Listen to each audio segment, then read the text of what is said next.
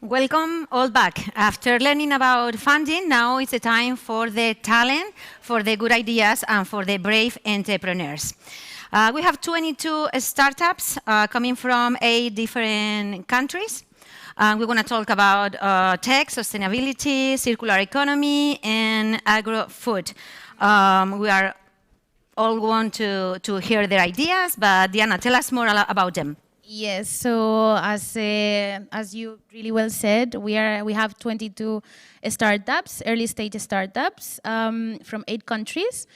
So thank you all for coming here today with us to pitch. We are going to have 3 main groups.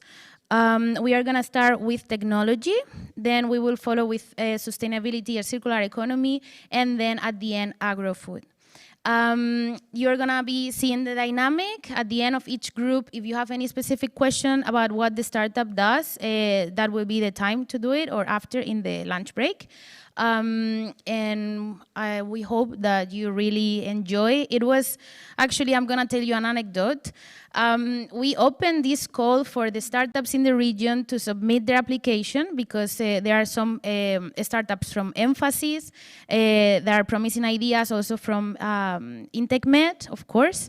But we opened up this to many of the region, let's say, and it was funny because from the 50 ideas that was submitted to do the pitch here, so also congratulations because you've been selected among other 50 applications, the main sectors that were identified was actually technology, agri-food, and circular economy. So for us, it was really interesting to see how the youth of our region see these 3 main problems, and they are trying to find solution for these 3 main problems. So that gives us a hint about what is the big preoccupation.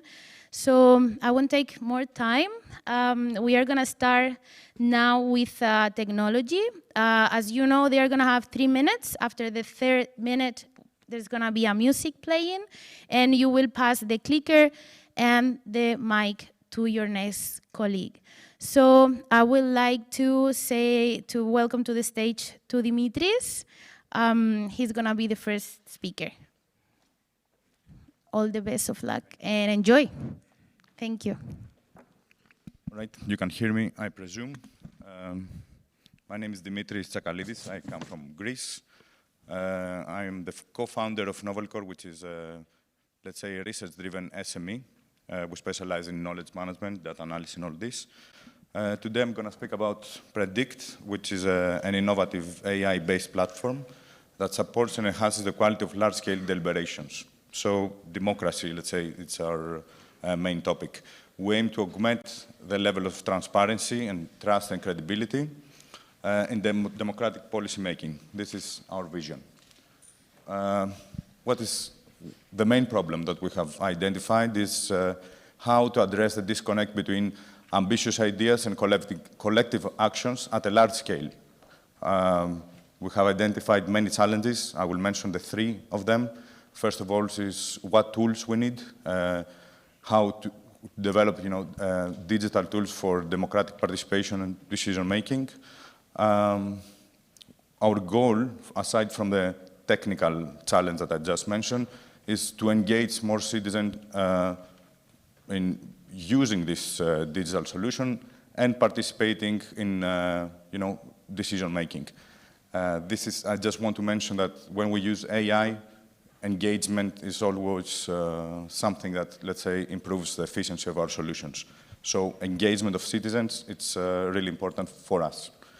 And in general, I just wanted to mention that this disconnect between actionable ideas and collective, actionable ideas and from bringing from an idea to an action is what we have seen and we want eventually to overcome. What are we doing in terms of our solution? Currently, we're developing a set of prominent AI tools. We use a lot of NLP, which stands for natural language processing. And we want to engage people. We want to make the machines understand what people are discussing. We want to semantically annotate this discussion, structure them. And after that, we can visualize the arguments, we can visualize the position, the opinions, the facts. We can aggregate ideas from a large scale of people, hundreds or thousands, let's say millions, but that's a little bit expensive. We want to summarize what people are discussing, we want to classify and cluster these ideas.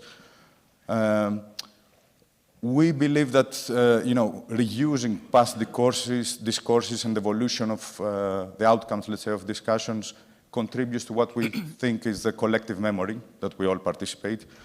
And we want to do that in a structured and transparent manner. Yeah.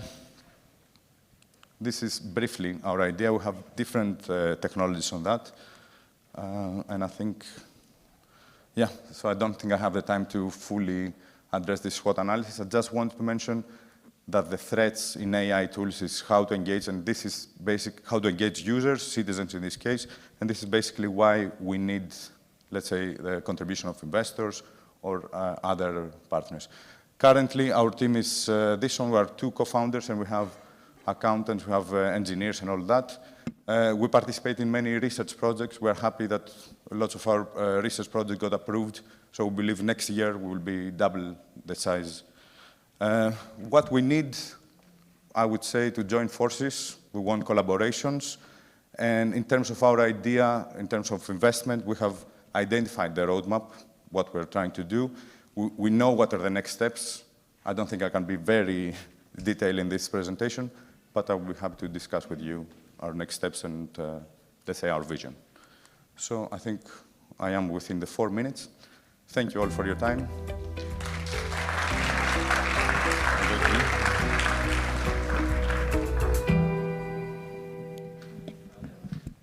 Now is the time for Lucio.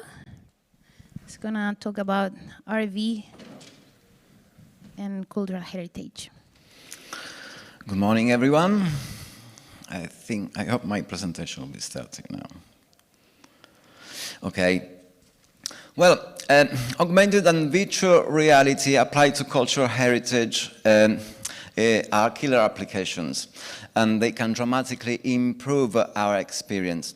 But many of the world's top UNESCO sites don't offer adequate information. Some of them don't even give you brochures or leaflets, and you are left alone in your visit. On the other hand, current AR/VR products applied to cultural heritage have very strong limitations currently. They are not connected online, they are isolated, they are experimental, they don't use common standards, they have not a cross-media and cross-platform approach. What we are planning is actually a new solution, a all-in-one platform, the iHeritage platform, where you can access all the AR/VR products online in the same platform, created for all the UNESCO sites involved in our network, which all contents are online, therefore they are measurable. We follow international standards, so you can access all the content through any channels, either 3D media players, web browsers, PC, tablets. All the contents are upgradable, and we focus on all stages of the journey's life cycle. The other solution we envisage is to set up the visitors' centers in the selected UNESCO sites, where visitors can simply hire the device, which may be an Oculus, and enjoy the full range of augmented and virtual reality products we have created for the specific site. The iHeritage sites, UNESCO sites involved currently in our project include the Pyramids of Giza in Egypt, Petra in Jordan, Byblos in Lebanon, Alhambra in Spain, and the UNESCO Arab Norman sites in Sicily and the Villa Romana del Casale. They count over 20 million visitors per year, but we do know that we have more than 200 UNESCO sites in the Mediterranean area, and according to our research, we may look at a service available market of about 600 million euros per year, with a service obtainable market in the region of 9 million euros per year. The business model, it should be a freemium model for the online sales through the iHeritage platform, where you can access for free trailers and limited products, but you need to purchase them online if you want to have a full access to the products. About the visitors' experience, we are thinking about a revenue sharing model with owners and with entities managing the sites. Figures are looking quite good, with the net income growing dramatically after the third year. And currently we are finalizing the creation of augmented and virtual reality products in the site I've already mentioned, which include AR/VR tour guides, 3D reconstructions, virtual reality tours, space-time elevators, and so on. We'll be spending the rest of the year in promoting all these products through some 30 international events, Europe-wide. And that's us working together closely with our partners of the iHeritage project, which are 10 from 6 Mediterranean countries, including ASCAME and SIBA. And all we need is not love, as Beatles used to say, but money. That's the money we need, and after completion of the fundraising, we'll be contacting and contracting other UNESCO sites. We'll be creating AR/VR products for each one of them, and we'll be setting up the iHeritage visitors experience, and we'll be monitoring and technically assisting all of them. Thank you very much. Bravo. Thank you, Lucio. Bravo. Now we will have online participation. When the team is ready, we can give it access.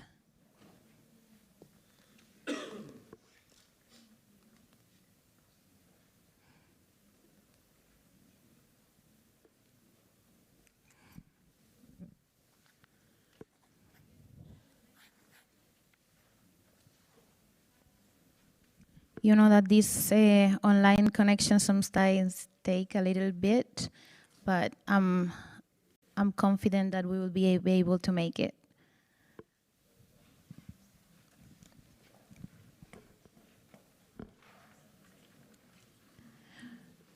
We would like also to take this chance to let you know that there are some QR codes around the room.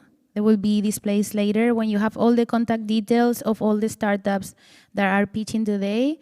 So if you want to access to their contact details, you just need to scan this QR code and you will get their email, what they do, and everything. And also, Diana, we have to remind that this event is also live streaming, and you can follow the conversation under the hashtag MedaWeek 22. So in case you want to follow up the info and the contacts, as well as she said, we're going to have like all the info of our startups companies participating here over there. Okay, perfect. Yes, that's a really good point. Actually, the team is telling me that we are gonna have the 1 second and everything is working well. So they are just doing these technical things. Keep in mind if you have any questions for later. And I hope you're enjoying. Thank you for all the INTECMED crew. I wanted to say, here it is. So yeah, Carlos from Disculver, the floor is yours. Hello, everyone. Can you hear me? Yes. Okay, I'm going to share my screen and I'm ready for it.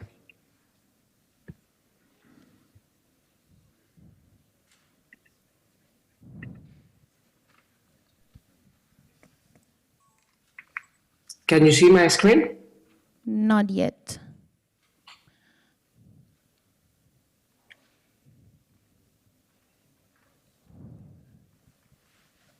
Now. Okay, perfect. Perfect. Well, hi everyone. Thank you for having us here. My name is Carlos Jacoste. I'm the CEO of Disculver, which is a platform to connect with your visitors. I don't know if you know, but less than 10% of the recommendations we offer from our destination to final users are unuseful or uncustomized for them. The thing is that when arriving to a new destination, there are so many over information for them, multiple channels to connect to them, like webs, apps, blogs, social media, and also very lack of customization. So the Schoolbird technology has created their own methodology to interact with our customers. So first of all, we discover and select local trends for the destination. So all the hot things that are happening into the location, into the destination, we gather them and offer them in a useful way. Second thing we do is we use artificial intelligence to automatize and customize all these recommendations to final users.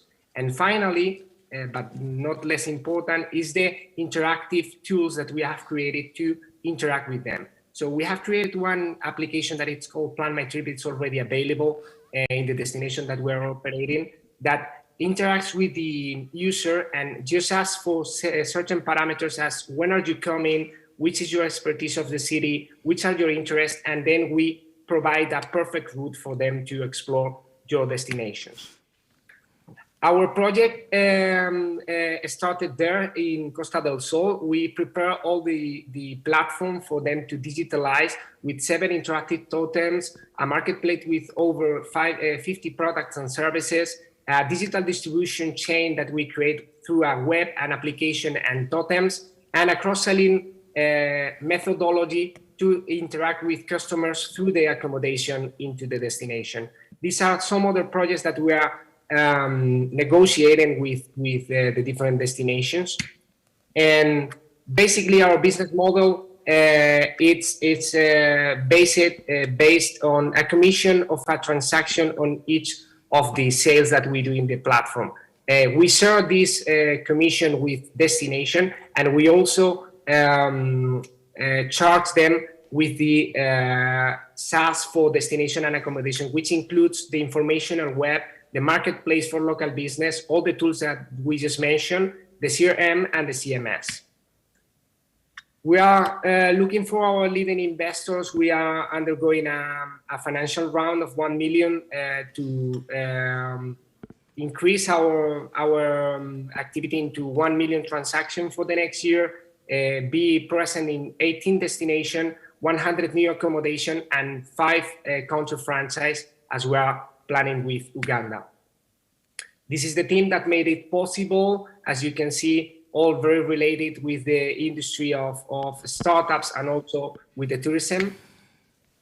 And that's all. Thanks for having me here, and I hope you enjoy our presentation.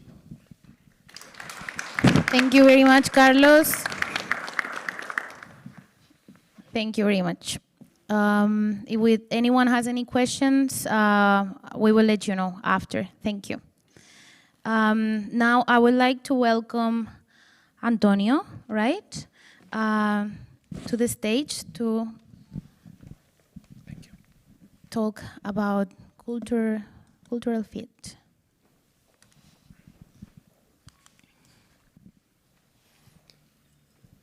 Good morning. Good afternoon, indeed.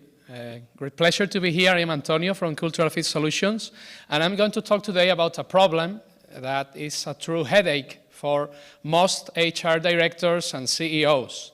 This problem is about hiring the wrong people, hiring the wrong person. It's a problem that is costly and a problem that we offer a solution. Our solution is based on the premise that when people and companies share the same values, extraordinary things happen. How we do it? We are a database tool.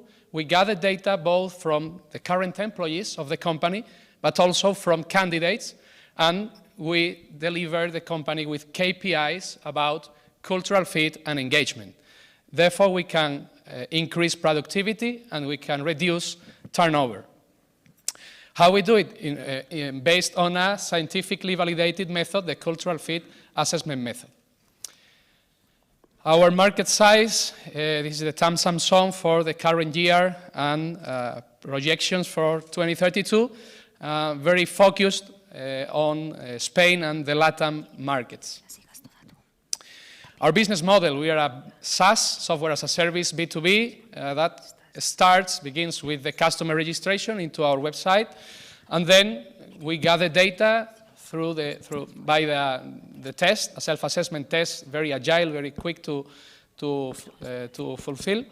And we obtain automatically the report and the action plan that we finish with the selection tool in order to incorporate people that is going to fit. We predict this fit, cultural fit with the company. We have tested and validated our model in more than 2,000 users, more than 50 companies, some of them big companies with more than 800 employees.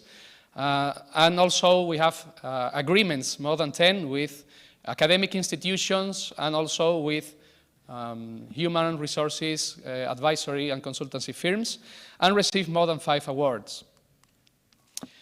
The founder team is a complementary team with complementary profiles. We have Ana Benitez, expert in HR, Tony Moreno, our CTO, is expert in programming, CEO Carlos Sanchez, the vision guy and the strategy guy, and I am the responsible of innovation.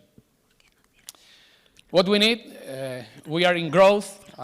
We are looking for 200K that we are going to invest in working capital, grow our team, sales engineering, user experience improvement, and marketing and international expansion.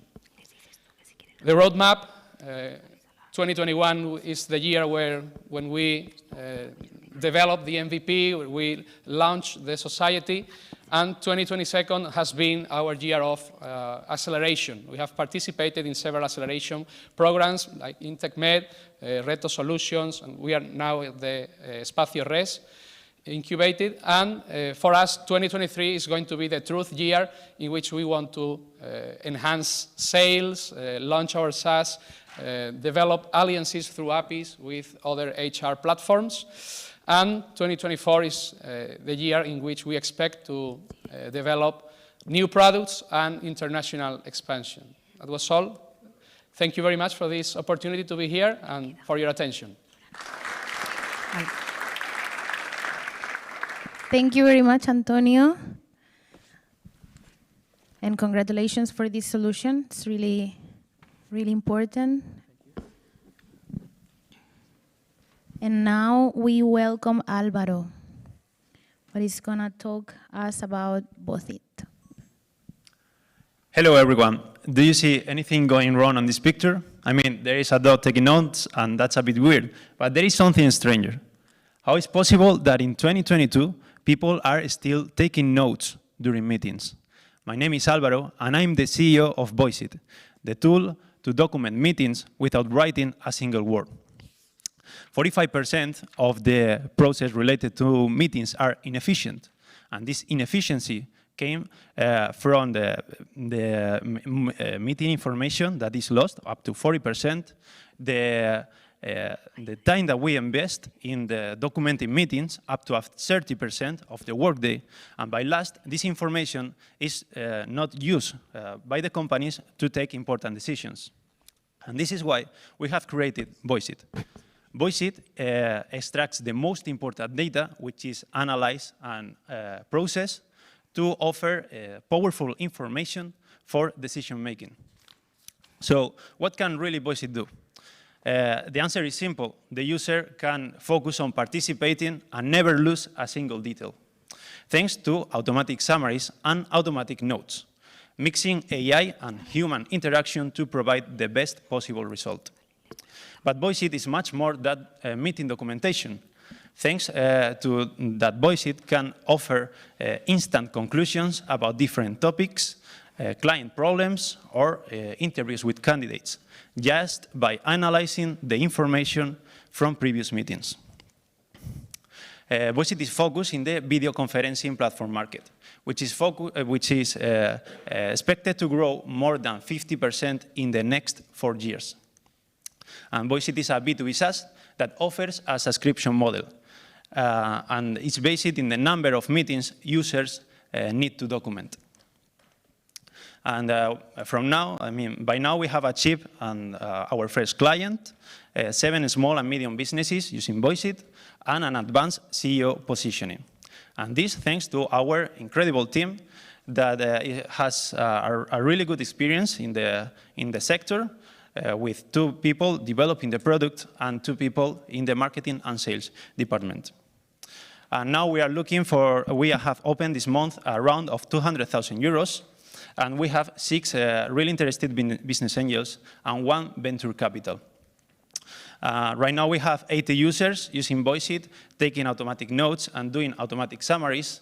And the next big step is to introduce big data meeting analytics. From now, start documenting meetings without writing a single word, thanks to VoiceIt. Thank you very much. Thank you, bravo. Now I would like to call to the stage to Pierluigi.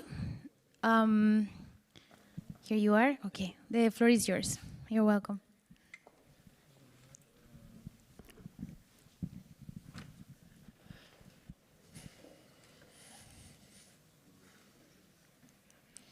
Hello, I'm Pierluigi Buttiglieri from ParkSmart. We are a company specialized in computer vision technology.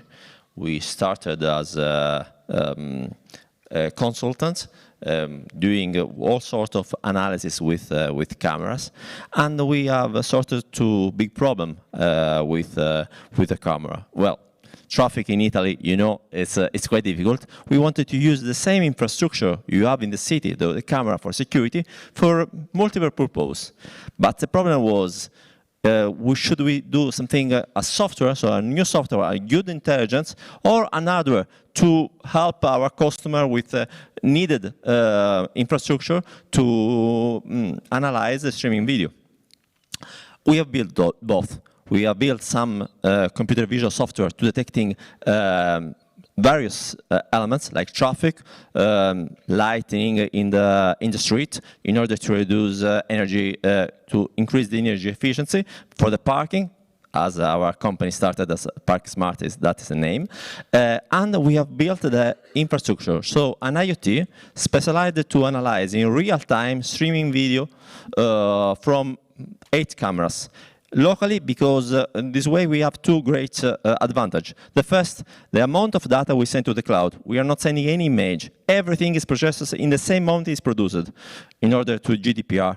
But so the images that are very, very big are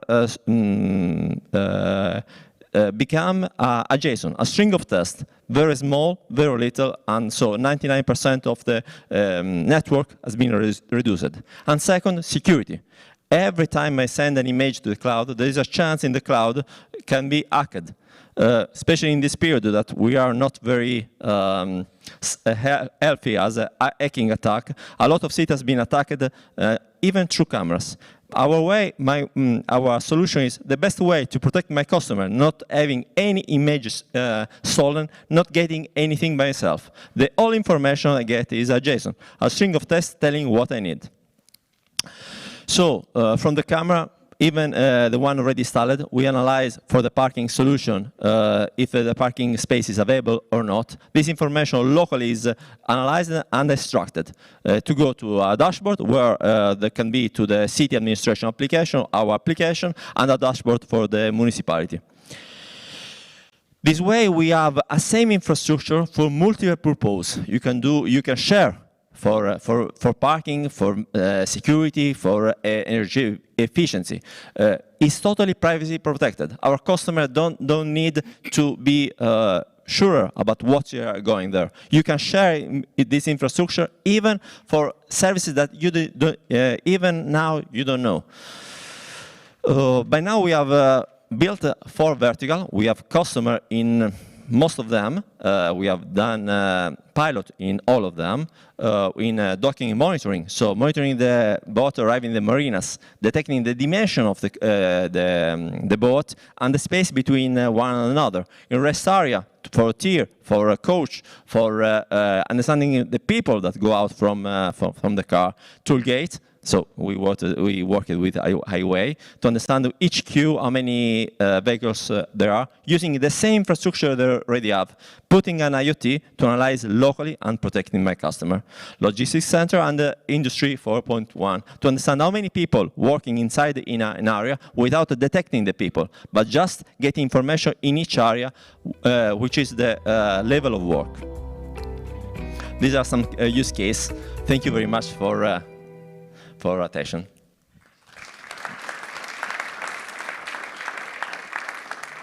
Thank you, Pierluigi. I would like to invite all the participants to come to the stage, please, from all these first groups. So Dimitris, Lucho, Antonio, Álvaro.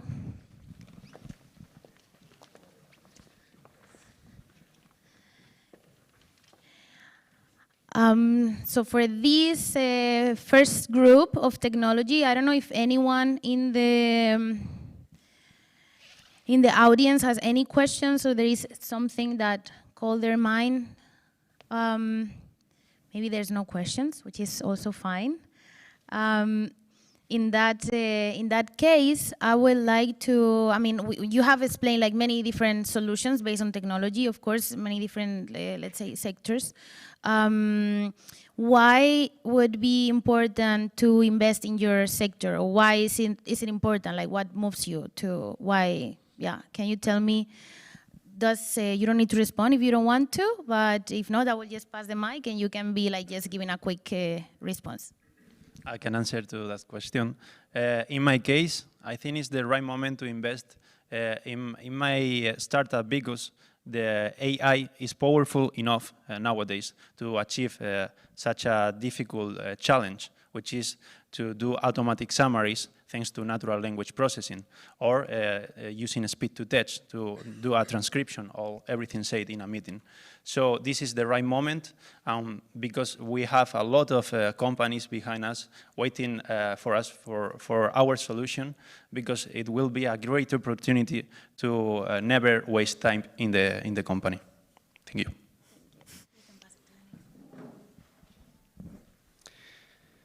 Well, extraordinary things happen when people and companies share values. We are talking a lot nowadays about mental health, well-being, and we spend a lot of hours a day working. So we aim to help people to be happier, to help people to work and to be at the company where they should be according to value sharing. And that's, according to us, very important. So we want to help companies and people to find the correct place to be. Thank you very much. All right. I would like to say that, don't just invest in us, invest in the wider GovTech community. We want to develop tools that promote dialogue. I just want to say that we have spent so much money on this war machine. We have created so many guns and weapons. At least before we use them, let's discuss. This is, I consider this important. Let's use and develop tools that promote democracy. I mean, can you imagine, we are in the metaverse era, we got to the pyramids of Giza, we don't even get a brochure, a leaflet, we don't know what's in front of us. And we have all these technologies, we can dramatically improve and give us a key of interpretation of what we have in front of us, which is the enormous cultural heritage we have in the Mediterranean area, which is the real assets we should actually foster for our tourism. So iHeritage will definitely give us a step ahead, and that we will be using all the new technologies for improving our experience in all the UNESCO cultural sites, and not just them, but cultural heritage in general. So this is the future, basically. Well, smart city, it's one of the big topics, even in these days in Barcelona.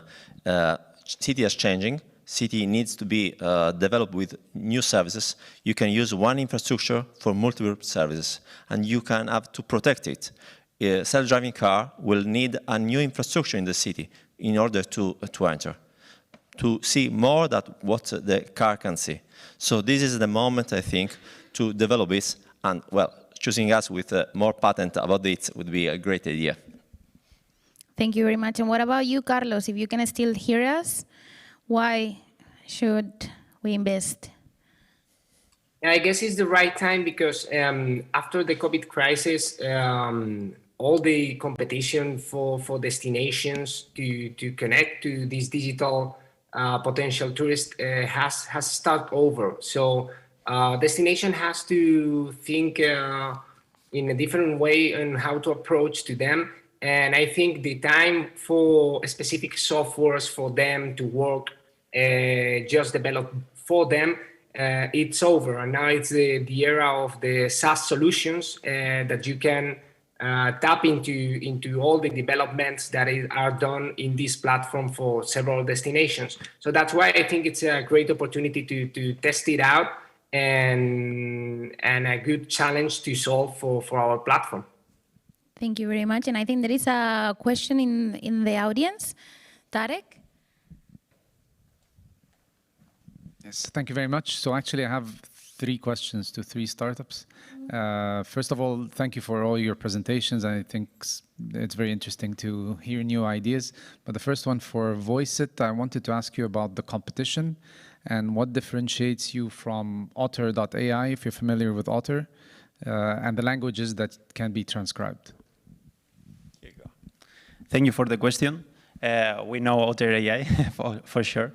And our differentiation is that competitors, what they do is to do a full transcription of the meeting, and also people can highlight some moments. And we want to go farther than that, doing an automatic summary, which also are going to do competitors. We have one doing that, because our focus is to do a multiple meeting data analysis and provide conclusions from the meetings. And that's our main point, which is so different from only documenting meetings, which is the beginning, I think. Okay, thank you. And for the investors that you mentioned that are interested, is there by any chance Bank, the business angels of Catalonia, or in talks with them or not? In my case, I'm from the south of Spain, Andalusia, so okay. I'm not related with this ecosystem. Okay. So we'd like to connect maybe afterwards and see how we can help. Right. And then, thanks so much. Thank you. And then my second, we have time, Diana, or? Okay, perfect. And my second question for Culture Fit. So is your platform in Spanish or English? Thank you very much for the question. It's currently in Spanish. That's why we are focusing currently in Spain and Latin markets, but we are planning to translate to other languages. It's part of our internationalization strategy. Okay, so I didn't really, get mainly you're focused on retention and making sure that the people are the right fit that are currently hired, or are you working also on attracting the right talent? Both things. We are working with current employees, which are necessarily to have the benchmark of the culture of the company. We ask employees, all the company, in a democratic way, but also we have a selection tool that predicts. We not only measure the current fit, but we can also predict the fit of values between candidates and the company. So we are trying to solve both retention and attraction challenges. And my last question, you're not just focused on the values, you're also focused on KPIs that are business related, of course, not just the right candidates in terms of culture fit, right? Exactly, you understood very well. First of all, we need a benchmark. We need to diagnose what is the culture of the company, and with that benchmark, we establish KPIs of cultural fit, of employee engagement. Excellent, thank you. And my last question will be to iHeritage. Is related to the content. How is your content curated? Who is creating this content? Sorry, the music went on. Again. How is your content curated? Who is developing these? We have a team of archaeologists working on this. We have 18 research agreements already in place for developing very specialized and curated cultural content. So we are working together with the universities in Alexandria, in Algarve, in Palermo. So the top quality is absolutely ensured by a careful selection through public procurement and through the selection of the best archaeologists that were obviously studying the specific sites involved in the projects. That's our top priority. Thank you, but maybe just an idea, maybe you know better, but think about also curating content from the communities. So maybe you can, reward people who are curating this content, local people who are qualified, but also that may be rated in different ways. Maybe that could be helpful, could save you a lot of cost, but also develop different content for That's the intangible cultural heritage side, where we are actually involving, according to the UNESCO Convention methodologies and criteria, we also involving all the producers of the handicrafts and the cultural heritage. We're encouraging them to present applications to be inscribed in what we call the Register of Intangible Heritage of the Mediterranean countries. Is the first register of such a size. And we are also trying to implement the CRESPIEM, which is the regional center of the intangible cultural heritage of the Mediterranean area, which should be recognized by UNESCO and the category 2. So we're also tackling that. Thank you very much. Thanks. Welcome. Thank you to all of you. And I will give the floor to Belén. Thank you. Thank you so much. I think we can take. Thank you so much for all these ideas. Yes. Big round of applause. Strong proposals and strong and driven purpose ideas of companies about heritage, about how to use augmented reality and also artificial intelligence in order to communicate us between our companies, between us. Wow. The standard is pretty high right now. The investors are like talking. I see Tarek's he's making notes, but he's not the only one. That was the part from more the tech part. Now we are going to welcome all our startups about sustainability and circular economy. So that's why I would like to ask Miguel Vidarte, CEO de Micru, to join us on the stage. Thank you, Miguel. Thank you. Good afternoon. My name is Miguel Vidarte, and I am CEO at I'm CEO of Micro. So in Micro, we solve global problems with microscopic solution, with the use of biotechnology.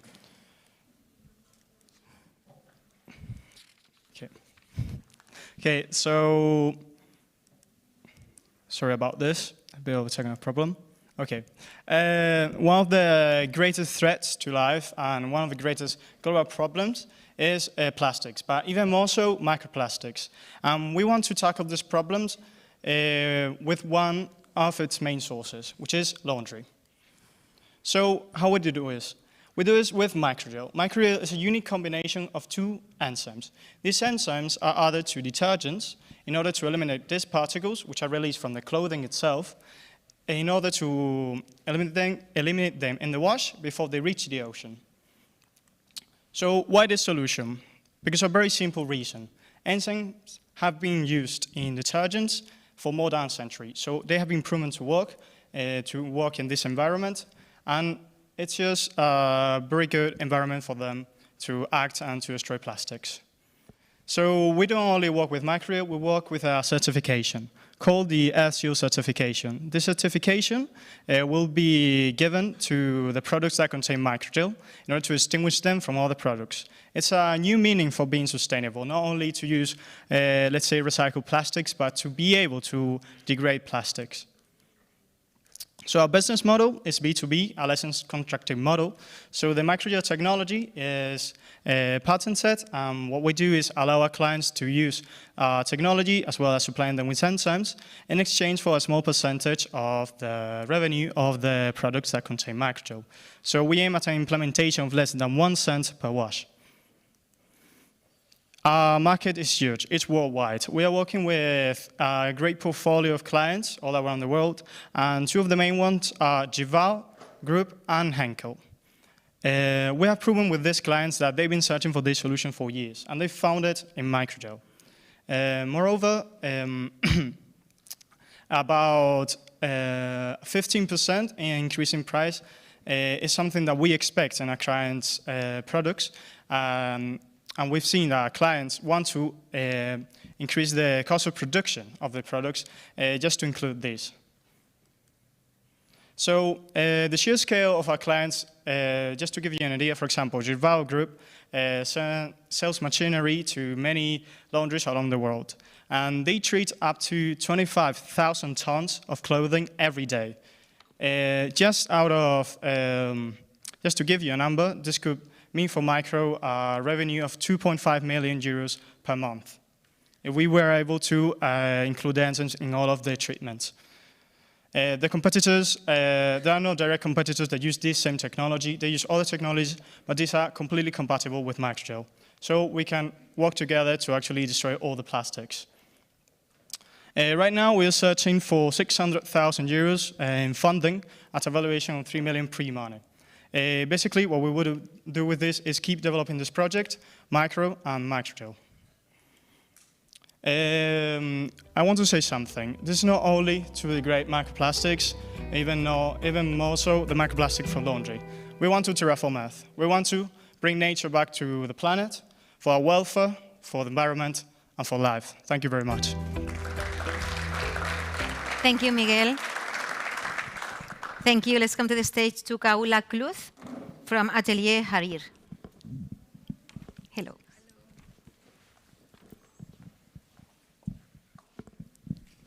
Hola everyone, I'm Khawla Klouz from Harir 1881 and I will be pitching on behalf of my team.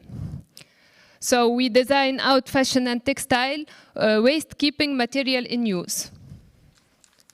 The main problem is that in these recent years, fast fashion is taking a good place in the market of fashion. But in one hand, this means consuming a lot of materials that coming from petrochemicals.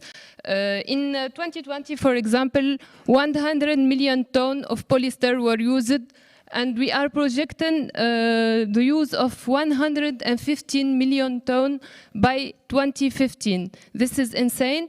Why? Because it's based mainly on fossil fashion, which is very complicated and very insufficient resources, and it will lead to fashion and textile waste.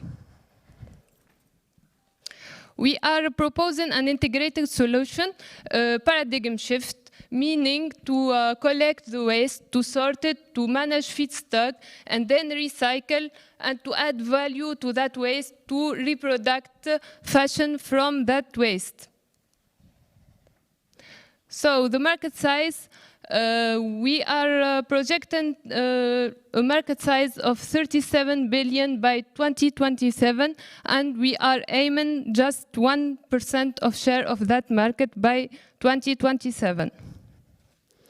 The business model is separated in two areas, the waste to feedstock management and the feedstock to product management. So the waste to feedstock management will be treated by tons. We are projecting the management of 115 kilotons by 2025, and to the feedstock to product, it will be managed by plants, since it needs technology for recycling and for chemical recycling, for example. So the idea was born in 2021. We are under incubation under INTECMED now. We are looking for funding, and the scale up will be reached in 2024. I want the roadmap. So now we are installing the lab and the incubation, then the pilot, the process, and finally the industrial facility will be implemented by 2025. Our team is formed by Makram Gidawi, who is not here, the founder of our startup, Hajar Gidawi, me, and Abir Shabah. Our needs, we need support, meaning incubation, mentoring, and access to funding. We estimate a need of 100,000 euro. Please take a look at our social media. Harir is producing now. We are based in Mahdia in Tunisia. We are designer, we are fashion, but we are aiming to be circular, to be eco-friendly, and to be green fashion market. Thank you. Thank you so much, Kahula. Thank you for your presentation. Now let's welcome Fabio Bignolini, CEO of Northern Light Composites.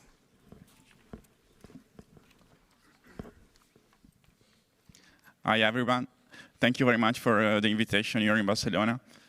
I would like to introduce you our startup. We are working on a sustainable composite because there is a really big problem in the marine industry, that is fiberglass. Fiberglass is not recyclable in an efficient way, and for that reason, it's abandoned everywhere. We decided to work on a new composite to solve the problem. The composite is based on thermoplastic matrix that make it recyclable. But it's not only based on thermoplastic matrix because it's also with flex fiber. It's a natural fiber like my shirt and recycled materials. To demonstrate that the composite is working, we built a boat, a racing boat. It's a 7.5 meter boat, and it's racing since 1 year. The boat was winning the Italian championship and is nominated at Boat of the Year. And also Tuesday was awarded in Amsterdam as an Eco Boat of the Year. We also want to demonstrate that it's really recyclable. And you can see in this video that in 24 hours, we are able to dissolve the resin and separate the fiber, the core, and reuse everything. To make it happen, we have an amazing team of engineers and designers. Matteo Polli is one of the best designers in the yachting industry, actually, and is the designer of all our boats. We have also some of the best companies in the composite industry that let us use the best technology. ASCAME is a leader in resins, B-Comp in flex fibers, and Breton in additive manufacturing. We was lucky to be awarded everywhere in Europe for our project, in Genoa for the boat show, and also by the World Sailing, that is the sailing association for the best sustainable project. In our roadmap, we start from boats because we are really passionate sailor. First the sailing boat, then motorboats. But probably the most interesting thing of the project is that this technology is for all the market where fiberglass is used. For example, wind turbines, pipes, panels, furniture, everywhere where fiberglass is actually used. We are now live with our equity crowdfunding campaign, where we are going to raise $500,000. We have a pre-committer from an Italian really important investor of 300K, and we are looking for the 200K that let us complete the campaign. Thank you very much. Thank you, Fabio. Thank you for your presentation. Now let's welcome Rafa Castilla, CEO de Tribu App. Here you are. Bienvenido, Rafa. Mike. Hi, everyone. So, is this working? Yes. So, hi, everyone. I'm Rafa, CEO and co-founder of Tribu App. And before telling you what we do, I would like to start by telling you why we do what we do. Real estate is the most pollutant industry on the planet. Real estate consumes more than the 60% of the global energy and the major part of the drinking water. If we focus on the office sector, we found that there are thousands and thousands of companies that are investing in new offices, that are investing in refurbishing entire buildings, when the landscape is that there's plenty of empty space. Empty space that is furnished, is refurbished, and it's ready to get to work. So, and in this context, Tribu App was born.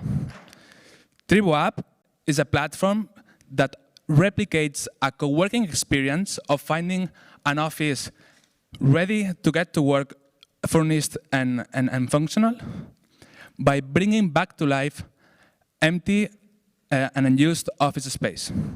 What's the direct consequence? We are 40% cheaper than any co-working space in the market. You can find workspaces everywhere around the city, because there are plenty of offices around the city.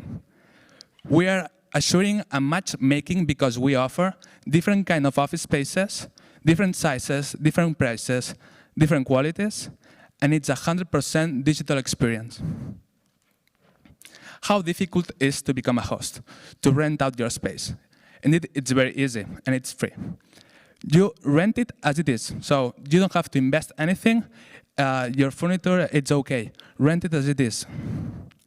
No need to move. If you have empty space and your needs has changed, subrent the space you don't need and make money from that. No time or money investment. Tribu app takes care of the rest. What we have in our platform is private offices, shared offices, and meeting rooms for one person, for a team, or for your entire company, for 1 day, for 1 hour, for 1 month, for a year.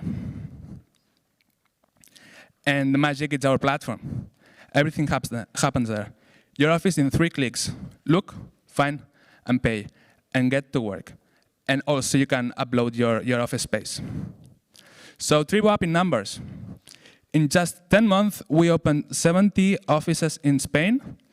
We made 300,000 K of worth by subrenting an unused office space. We are helping hundreds of companies to save money every month with the office space. 70 companies are making money from their empty space, and we are located in plus 25 cities in Spain.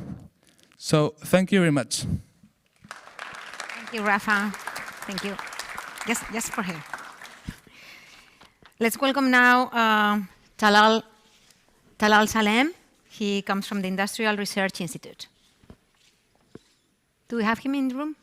Yes, I'm here, I'm online, hello, but I cannot turn on my video. It tells me that the host has disabled my video. Okay, Higo can see you. Yeah, so if it's possible that you can turn on my camera, please. Because it tells me that, okay, start my video, the host has We're allowed working me on the now. technical things. Okay. Now okay, we can it's see working now. Go ahead. Yeah, thank you.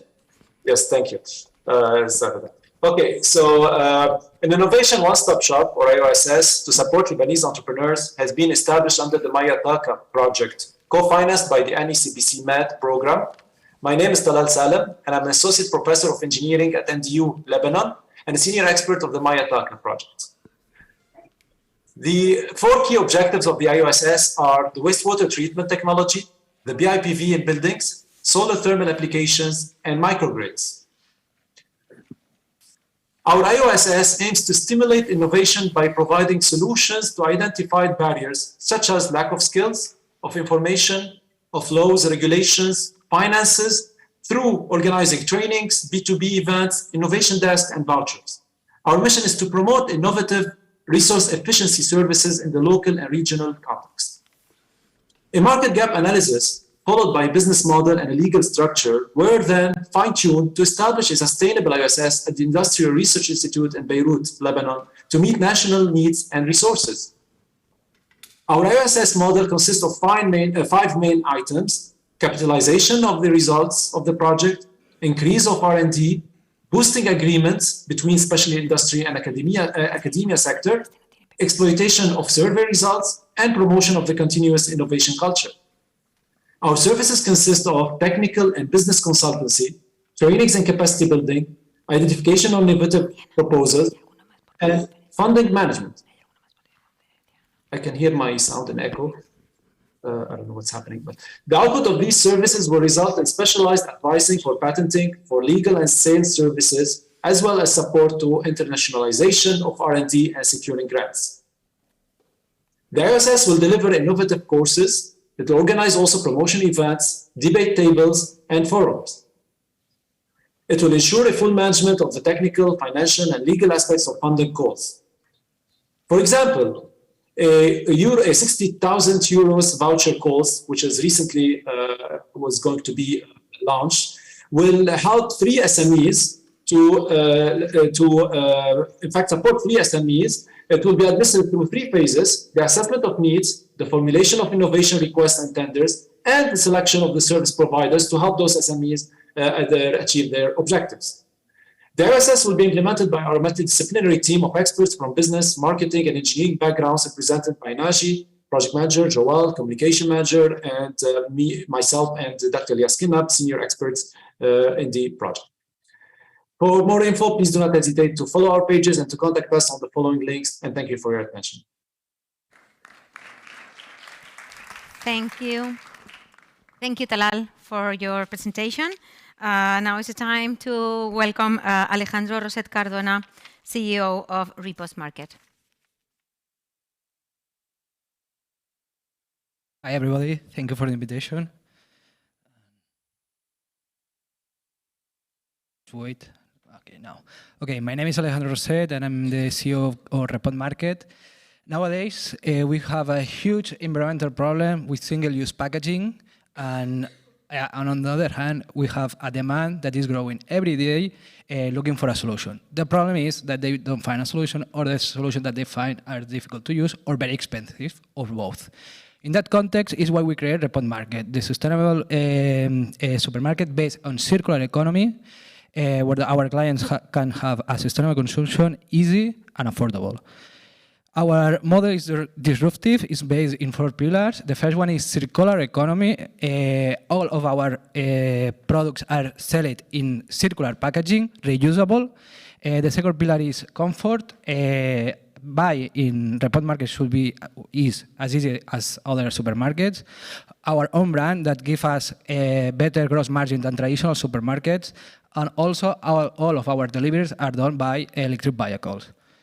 The equipment. We have created the project 1 year ago, my colleague Javier Maia and me, and we have a huge experience in sustainable projects, also in European projects, Horizon 2020.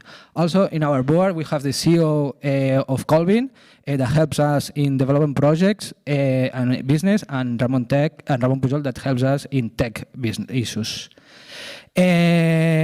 1 year ago, in September 2021, we raised our first 3FF round, and it allows us to validate our our idea in the market.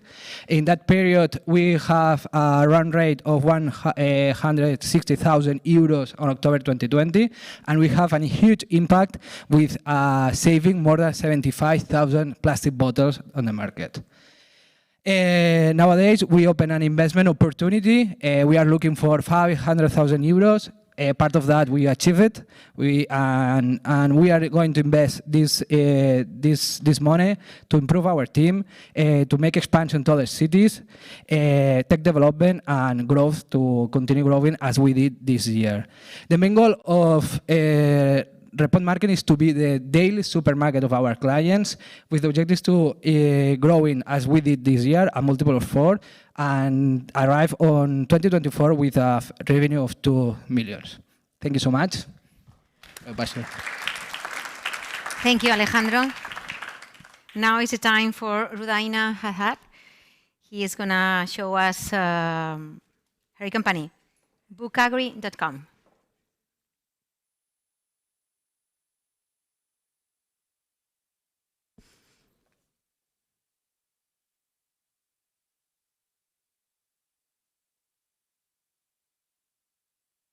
So, good morning, everyone. I am Rudaina Haddad, and I'm talking about Book Agri today. Book Agri is booking agricultural experiences with the local communities. It is now developing branded agritourism experiences, franchise, and website, and mobile app.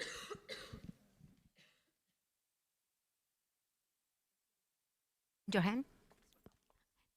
No, you're using the mic. You need to do this one. The problem of agri-tourism is that it has endless potential to develop in the rural communities, but the problem is that most of the people do not know how, the youth, women, and also the rural women mainly. So the problem now, no worldwide brand that is leading agri-tourism in the world. We have agri-tourism as a broad title, but where is the brand that you have to look for? The other problem is this actually negatively impacts the rural communities, because now rural communities are leaving the rural areas and back to the city, leaving all of the riches behind. And this is really bad for the climate change, for the unemployment and all of that. And the other third problem is that still we have tourist agencies and other people working in tourism are focusing on archaeological places and not incubating innovation in the rural areas when it comes to agri-tourism. So the solution for Book Agri is actually we have developed 30 different experiences with the rural communities in Jordan. We have now 4 destinations that you can go and enjoy. And of course, this is by also a brand that we have branded with Book Agri for all of these experiences. And that is the franchise that we are looking for later on to take to the world. And then we have our solution where you have to have all of these experiences put on your website and mobile app, which also opens the way for other people with innovation or in agri-tourism to have the brand and be part of Book Agri as a dedicated tool for agri-tourism. The global agri-tourism market, as you can see, 69.24 billion was in North America, Europe, Latin America, and so on altogether in 2019. Now they are looking at about 117 billion in the year 2027, and the market is huge. But in Jordan, altogether, what we could do is we have turned Jordan into an agri-tourism destination, especially in the north of Jordan, and this is what I could do in Book Agri. So we are dominating the market there. This is our business model, the canvas, and so on. But at the very end, the revenue stream of all of the training, the funds that we have taken, and so on, will always come from the franchise as a next step in our model, and also the annual renewal fees for the franchise, and also 15% of the reservations that will be done over the mobile app and Book Agri experiences. The experiences that we develop, it's ours, but the other ones is actually through the mobile app where we have that percent. Traction of Book Agri. Before 2015, agri-tourism did not exist in Jordan. So we were the pioneers, and through little grants that we have taken from USAID and MEDA, the Canadians, and also Oxfam, we have managed to take in the agri-tourism market in Jordan and do 4 destinations in 4 different governorates where you can enjoy different experiences in the gastronomy, the heritage, the people, the things that are hiding here and there. And the major thing is that they are sustainable. We managed to do a design that can be sustainable all year long for all of the experiences. This is our team, and you can see it is for the IT, for social media, content writers, and so on. And this is what we need. So we are focused on documentation of Book Agri for the franchise, and this is for 100,000 and this should be done in the States because they are the mother of brands. And then we have 30,000 grant to do more on our mobile app to be more friendly. And then we have investors or funds, let's say, to expand the sale of the brand. That's it, and this is our roadmap. MENA region, then Gulf areas, and then Book Agri in the top. Thank you. Thank you so much, Rudaina. My companion. Thank you. So now I would like to ask you, don't go away. Rudaina, Alejandro, Talal, Rafa, Fabio, Kaluga, and Miguel, please join us in the stage, because maybe we have like some questions here in the room for these brave ideas. We were talking before about the necessity of having like ideas on making the Mediterranean area more green, and we have plenty of them, from helping the microplastics to new composites, new packaging, new tourist forums, new offices, and making the textile industry circular. Anyone in the room? They are pretty shy this morning. But anyway, I would like to ask you, why do we have to invest in sustainable solutions in the circular economy. So, want to start, Fabio? Yeah, I think we are in the green economy era, so companies that will be not able to switch to new technologies, recyclable technology, will collapse. So we need to found new startups on recyclable technologies. Thank you. Thank you. In our case, in the supermarket grocery sector, in the last 40 years, I will say supermarkets doesn't change.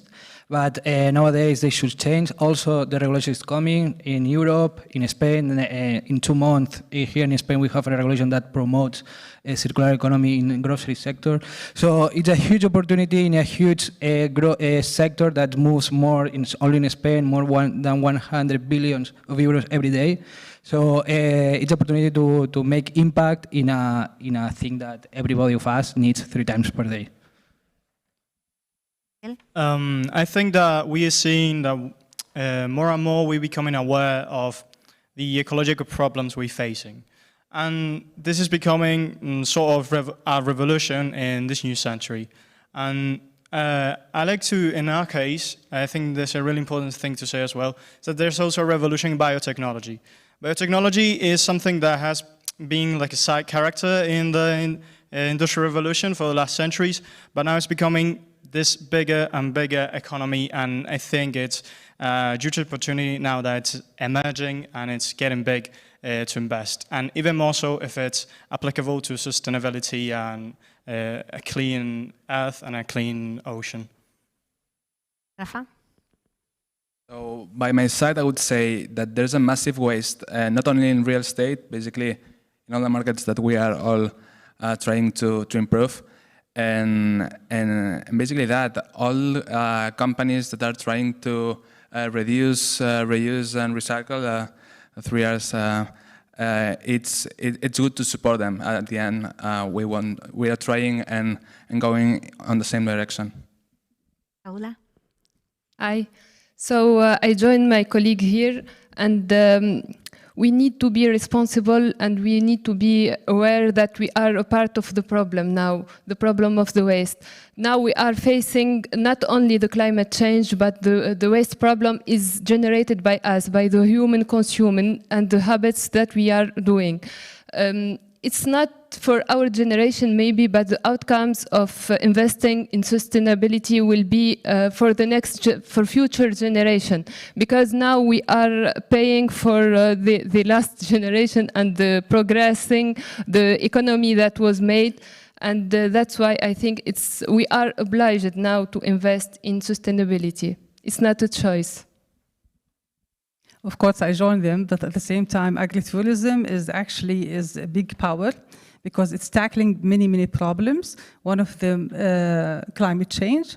People should stay in their rural areas where they are protected, where they can use their natural resources to generate income in a different way. This is one thing. And of course, if you join that with technology and education, you'll have many job opportunities that will be created in the rural community in a very, very smart way. This will be taken for generations and generations to come, not to turn it into a city where they can leave it, sell the land, and then civilians will take over and build villas like it's happening mainly in the Middle East. Now, the other thing is that climate change, of course, you need fresh air. Where do you find that? You will find it in the rural communities. You need organic food. Where do you find that? You find it in the rural communities. You need recipes that are unique and so on. Where do you find that? You find it in the rural communities. And this is why I say development in there will solve so many problems. And at the same time, it's a good power for the economy everywhere in the world, if they take that, yes.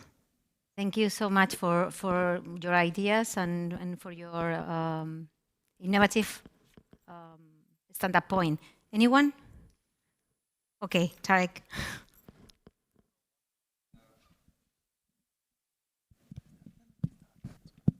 One question for Rafa. It's for you're like an Airbnb but for offices, right? Is that correct? That's exactly what you mentioned that your turnover was 300,000 euros year to date. This is the GMV, right? GMV, yeah. And what is your revenue model? How do you charge your customers? So we have a 15% take rate from the host.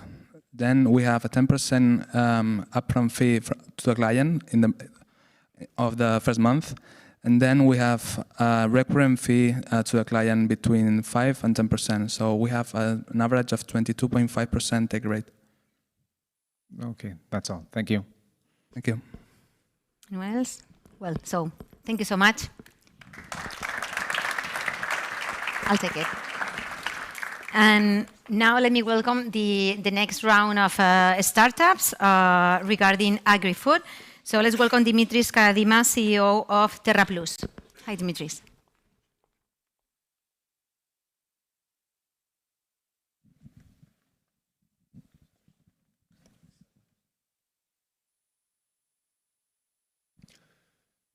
Hello, everyone. I'm Dimitris. I come from Greece, and I will present TerraPlus, which is a blockchain-based platform for building trust in the agri-food sector. The agri-food sector in general suffers from certain pains. It operates with non-automated and zero-trusted processes, especially for the wine use case. It suffers from blending premium wines and mislabeling, which costs the European economy more than 2 million euros per year. Our solution, TerraPlus, addresses this issue for the entire life cycle of the product and all the stages of the supply chain. It is able to provide trust, transparency, and traceability to the final consumer, which has insights to the historical data and the special characteristics of each specific product. The software that is underlying this platform is based on modern technologies from multiple data sources through IoT devices, decentralized networking, and of course, blockchain and smart contracts. The market across Europe, in the European area has more than 2 million vineyards, which stands almost for 50% throughout worldwide. In Greece, where we come from, there are more than 1,500 artisanal wineries, which produce more than 100 designated of origin wine labels, which is our first target group of clients. Our business model is provided as a software as a service. Of course, there are certain plans, but even custom configurations can be realizable in order to support large deployments. Our traction so far, our idea began in the early 2020, and our big success so far is the EIT Digital Venture Program of 2022, where we have won the final prize. Our entity, the TerraPlus, is founded by myself, Dimitris, and my colleague, Christos Panagiotou. We are both motivated from enthusiasm and family tradition, and we're ICT professionals with more than 15 years in the domain. As said before, up to now, we have raised 15,000 from EIT Digital Venture Program of 2022, and based on our 18-month projection, an initial funding on 4,000 euros will allow us to grow and enhance our features and penetrate the market. Until now, most of our efforts have been concentrated in building and realizing our MVP, which is the product digital identity. For the upcoming period and the upcoming year, our main efforts will be in piloting on early adopters, of course, features improvement, and main efforts on business development by growing our team with business experts, sales experts, and, of course, markets. Thank you for your interest. Please contact us for any business, and thank you for this opportunity to present our idea here. Thank you, Dimitris. Okay, next, let me welcome Mohamed Hamad. He's the co-founder of OC-Tech.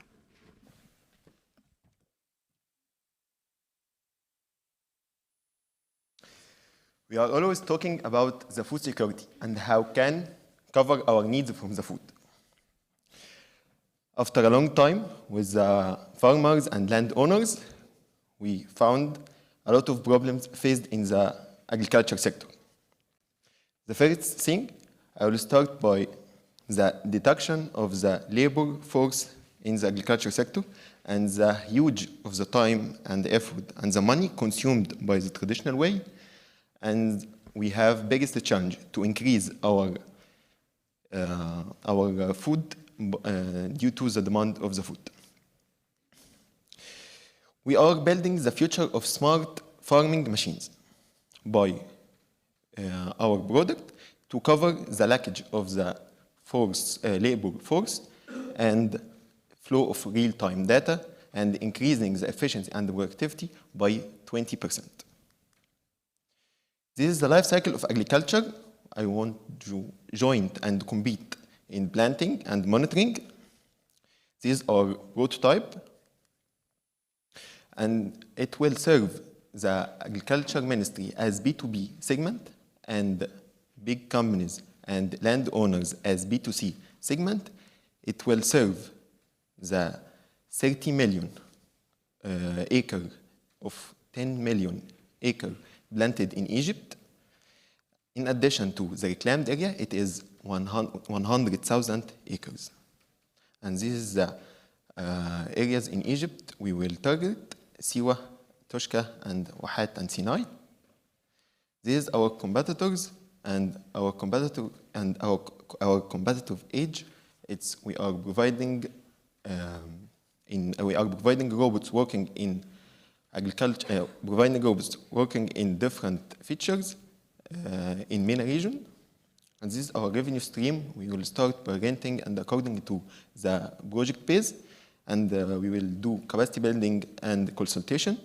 And we are looking forward to selling and do some services and maintenance. Our milestone, we got our idea in 2020, and we finished our prototype with first support from CCAM last year, and now we are finishing our validation. And next year, we are looking to go to the market. This is our team, Muhammad and Amr and Salma, background mechatronics, and Ahmed, business developer, and Rand Sumaya, agriculture engineers. What we need $100,000 for building our first product and hiring technical team and sales and marketing team. Thank you. Thank you, Mohammed. Let's welcome Malek Harbaoui. He's the founder of IDRA. She's the founder of IDRA. IDRA. That's very difficult.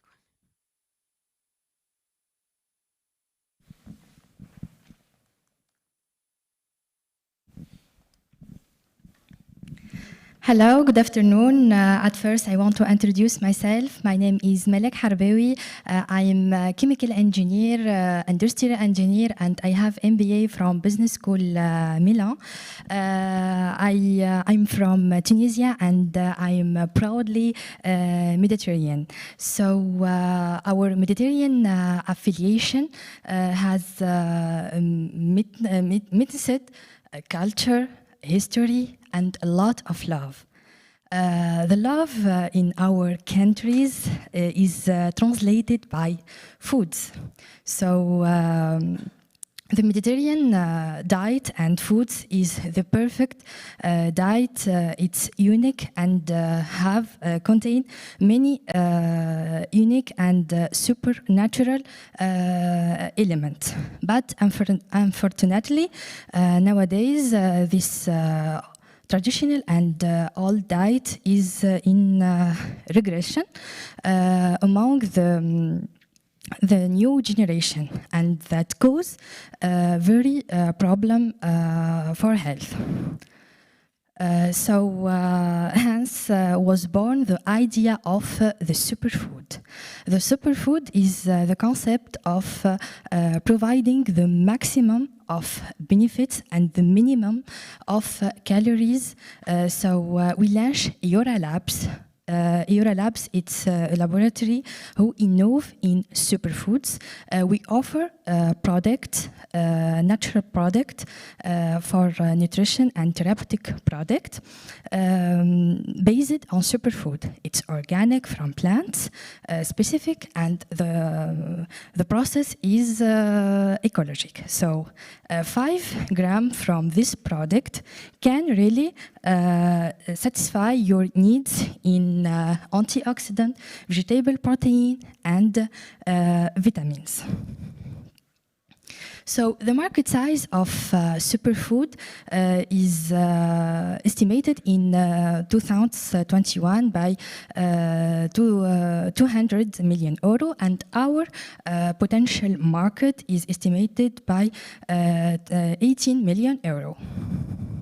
So our company operates through wholesale to wholesalers. We work with pharmacy and the food, healthy food shops, e-commerce, and we opt for exportation. In our first year,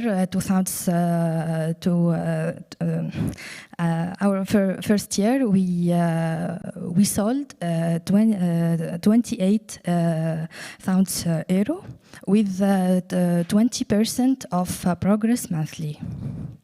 So the team of EURA is made up by me. I'm the CEO of startup. Dr. Najla bin Miloud, it's Innovation and Research Manager, and Ravi Akhtari, it's Export Manager.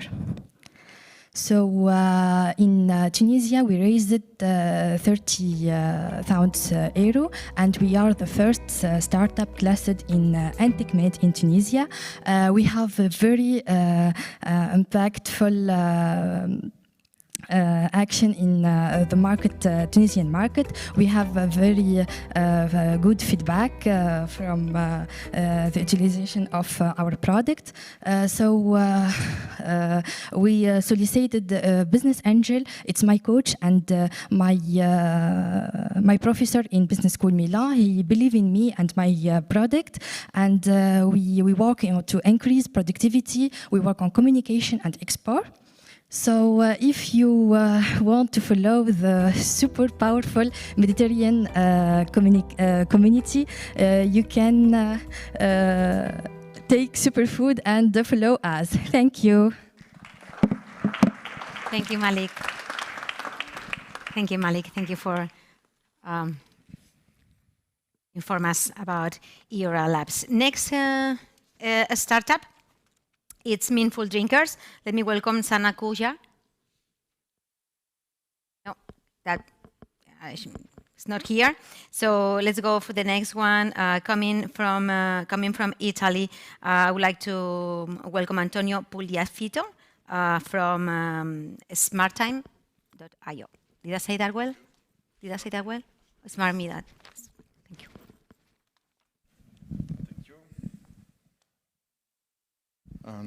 Good afternoon, everybody. I will try to present SmartMe, this company. It's already 5 years that the company is there. Basically, we started from a set of observation. We are interested in the market related with IoT, industrial IoT, use of sensors with different applications related to smart cities and industries. And the main problem that we identified is that different applications, but lots of complexity. Usually, it's very difficult to have the full control of the value chain. Different actors with partial activities. So for the final customer, it's very difficult to manage all of this, and also the different technologies that are behind the creation of complex systems like this. So what we develop, we invest and develop a set of boards. It's a family of boards that we named Arancino, that are organized in such a way that they try to mimic the behavior of our brain. So there is the left side, the right side. We have a microcontroller to detect data from the environment, and a microprocessor on the same board that is a Linux machine that can learn from the past and predict the future. We have also software that is our fleet manager that is based on the Stack for Things framework that allow lots of flexibility in controlling the fleets of these thousands and thousands of these devices. We analyzed the market. We regard the industry. It's definitely growing, industrial IoT with great race that is extremely interesting. And the same also we regard the smart city market, where we see that the hardware, software, and services will grow a lot in the next years. The business model that we are adopting is based on business to business and business to customer. This is mainly what we do. And also in this case, we see interesting possibility of growing in the next years. This is the way in which the company evolved in the last 5 years. So this is a set of our customers, and as you see, they belong to some cities and also to industry, different kind of industrial sectors that use our products. This is our new building where we transferred recently, and more or less 30-35 workers inside. So we are growing, and we think that there is still lots of space to grow in this area. What we are looking for is for an extra investment of around 1 million euros that will help us to reinforce our Arancino AI offer, where we want to add blockchain capabilities. We're already working on that. We definitely need to strengthen our commercial structure because we want to open the market, not only in Italy, but also in Europe and of course in the Mediterranean area. And we want to start a new project where we need extra investment for doing that. The roadmap is in the first semester to consolidate and complete the set of boards that we develop. We want to add the blockchain part. We have several products like environmental stations, smart camera for parking, counting vehicles and more. And then we want to strengthen the business unit at the European level and of course focus on some specific activities regarding industries and smart city development. Thank you very much for your attention. Thank you, Antonio. Here we are. Next, I would like to ask Pablo Vidarte, CEO and founder from BOO. Join us. Left? Oh, it's not here? Okay. Sorry for that. Then let's introduce Akhar Al-Habar, founder of CEO of Agri-food. Yes. It's online. Okay. Sorry, I think everybody online. Left for the lunchtime and we are not even there. So no, here we have you. Go ahead. Thank you. Yes, thank you. I am Ahmed, founder of Agri-food, and we're providing precision agriculture as a service. Our world have around 3 trillion trees worldwide. We rely on them in oxygen, food, well-being, and now we need them to curb climate change.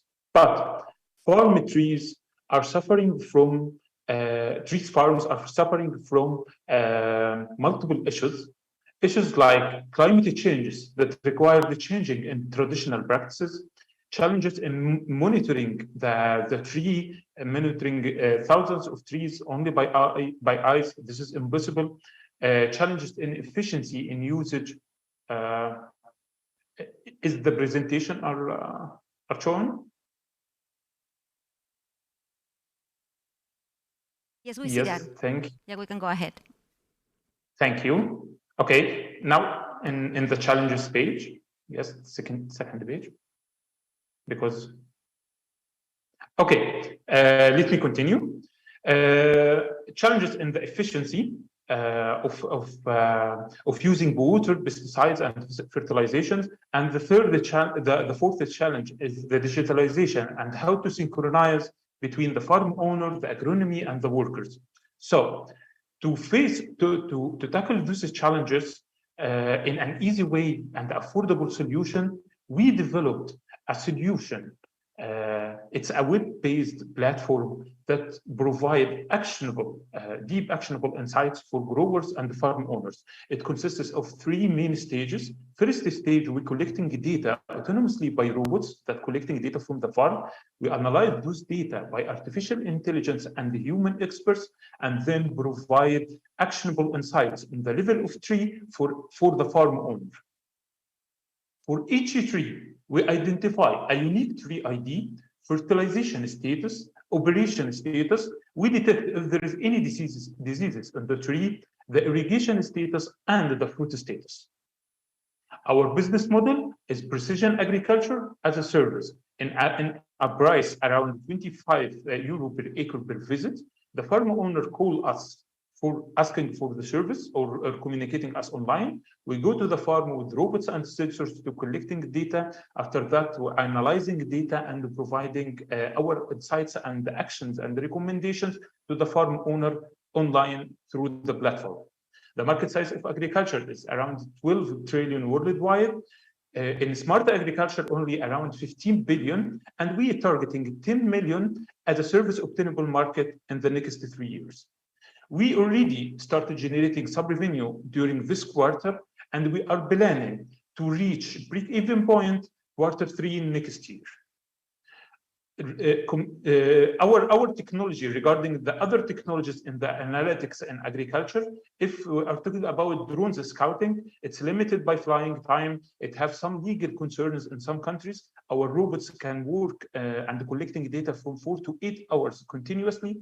If we're talking about the IoT solutions, it's too expensive. It needs internet and infrastructure. It requires experts to operate it. On the other hand, we provided our solution as affordable service, no expertise required, no infrastructure required. It's just a plug and play. Comparing to the satellite images, the satellite data cannot identify any diseases in the tree level, but on the other hand, we are able to identify each tree if it have any diseases with high accuracy in early stages. We're asking for 500,000 as a pre-seed to generate revenue 600,000 as in 12 months. The ask will be divided to marketing, service development, and operation. This is me. I'm Ahmed, co-founder of Agrobot. 12 years experience in marketing, in AI and technology. We have 2 PhDs in computer vision and in agronomy. We have expertise in software development that working together for around 3 years. Thank you for your time. If you have any questions. Thank you so much, Akhlaq, for showing us your startup. Now we'd like to welcome all the participants here at the stage, the ones who are here and the ones who are online. So Dimitris Mohammed, Malik Antonio, and Akhlaq. And also, first ask them if they have any kind of questions for your startups. Anyone? Yes, good morning, everyone, and thank you for your inspiring projects. So my question is for the 3 panels, not only that one. So one of the goals of your donors is to ensure job creation, job opportunities for women and young people. However, most of the speakers that we saw today, except 3, were male speakers. And not only these, also your teams are composed by mostly men. So my question would be how you could ensure the role of the women in your companies, in your startups. Thank you very much.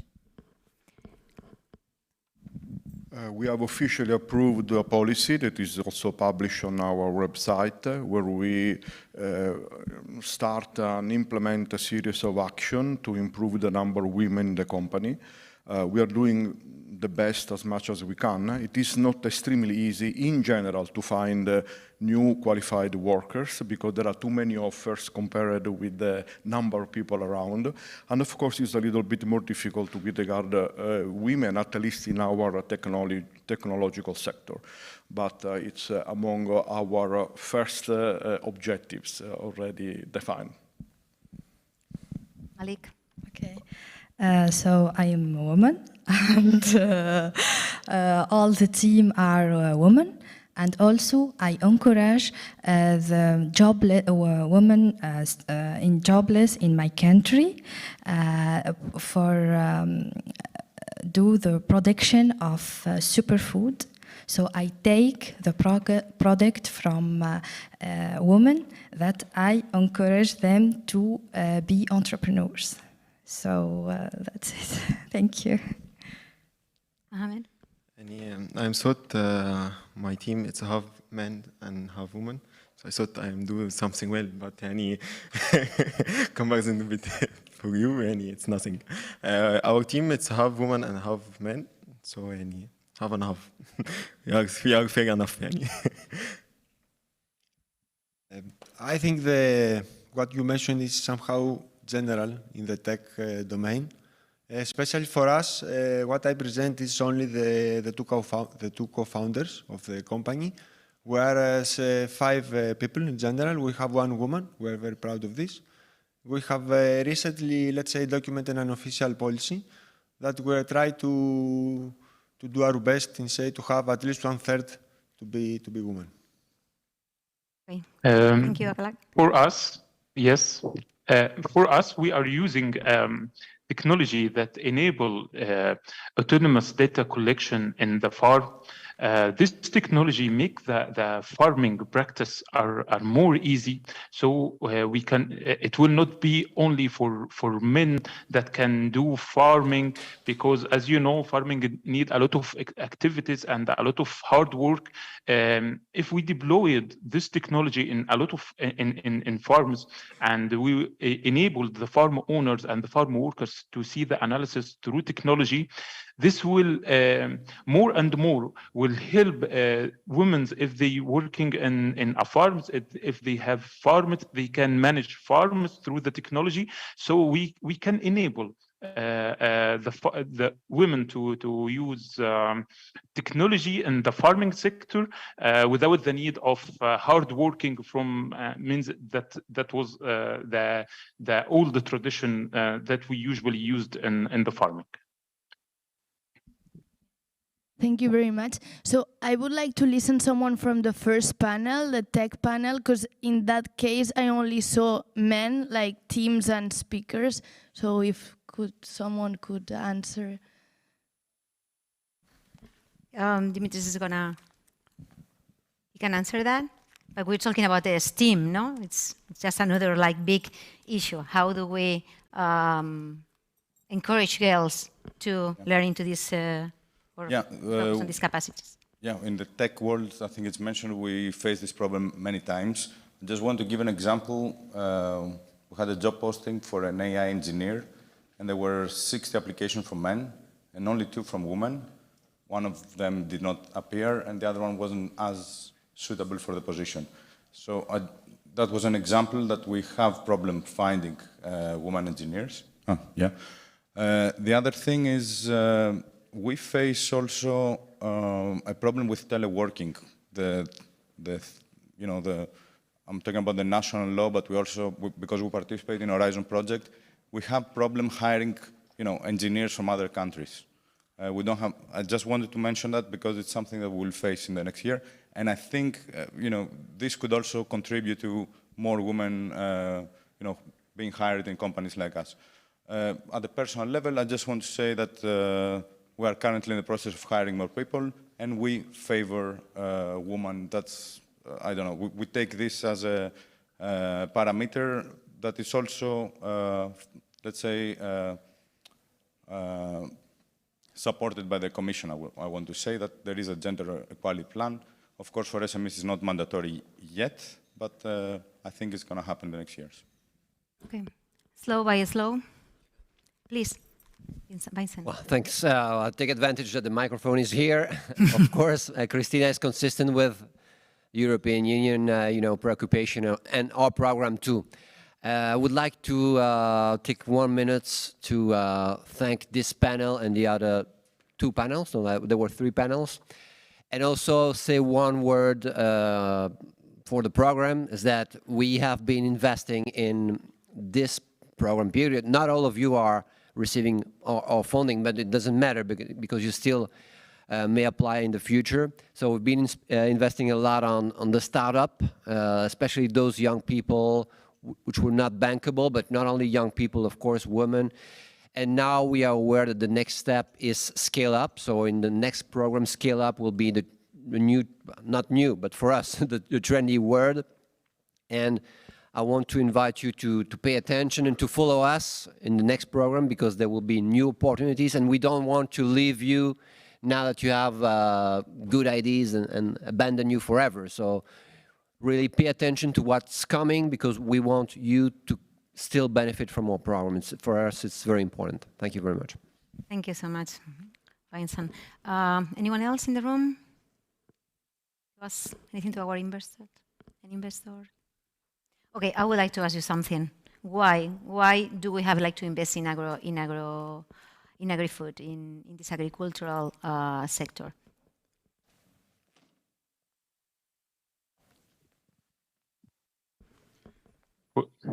We are not specifically focused on agri-food, but we have some customers that works on agri-food. Our solutions, our technology are, let's say, come before the specific application. For us, collecting data, monitoring, predicting is what we do. So if the data that we are going to receive are related to agri-food, okay, it's agri-food. If they come from an industrial company where there are machines, okay.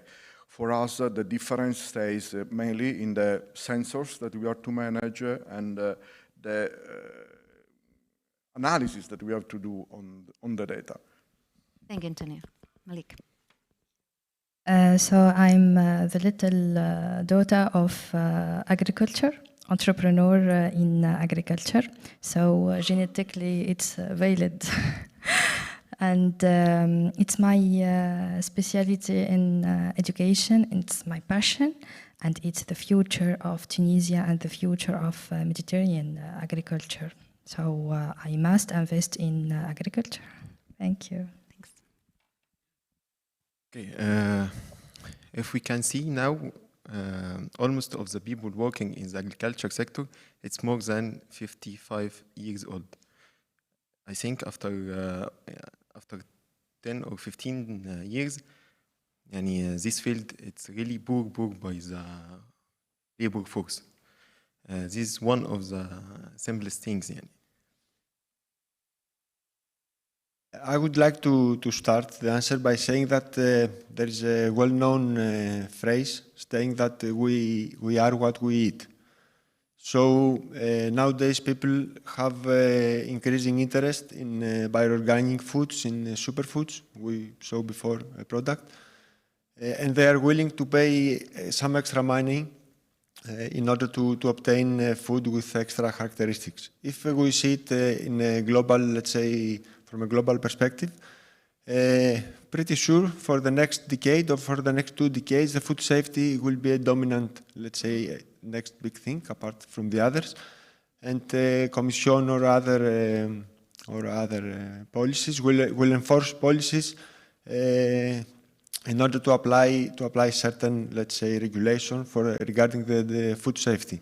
So we believe, especially for the Mediterranean region, which has extra, let's say, products with extra characteristics like grapes, wines, olive oils, and all of this, it's a good opportunity, a great investment, if not for us, in the domain in general. Thank you, Dimitris. For us, we think that our world just reached 8 billion from maybe yesterday or a couple of days before. The increasing in demand met the advanced technology that we currently have in artificial intelligence and robotics. So we think this is the right time to fill the gap in the demand and the shortage in labor by using the technology that is currently advanced to provide the services that will secure the food in the next decade and will support the increasing in population with sustainable solutions that can work in multiple conditions and can fit with climate changes and so on. So we think this is the right time to invest in agriculture because this is the future and this is the future problem that we starting facing today. Well, thank you so much for all of you. I cannot thank enough all the companies, the 22 startups that we had already had here. Remember that you have like all the contact and all the info in our webpage and also in the QR displayed around the area and around the venue. Thank you so much. Also, I want to encourage you to stop by the B2B corner that we have downstairs at the patio. As Dimitri said, we are what we eat, and it's time for a lunch break. But we are here back at 4 p.m. Sharp to talk about digital platforms. So enjoy the milk, and thank you so much for your.